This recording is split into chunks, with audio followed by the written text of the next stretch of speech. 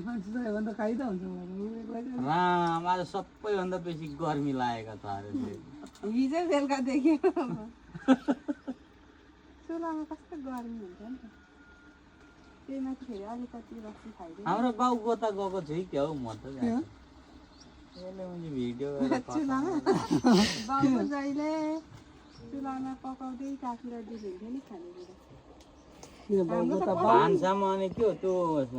सामङ गर्दा पनि होइन बुढो त घरानी मासु सासु पकाउने यताउता परेन बाउ नै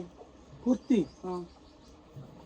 मङ्सिरमा गएर पऱ्यो भने भातहरू त्यहाँ पकाउनु पऱ्यो भने मासु कहाँ हो नि अगाडि आज भान्जीहरूले चाहिँ एउटा मामालाई नजाउँ हौ भन्नु थालिसक्यो होला भोकले कुइ कुइ भएर मैले भयो के अरे खेतालाई पड्काउनु पाउन तर्साउने जस्तो भयो त यो त भयो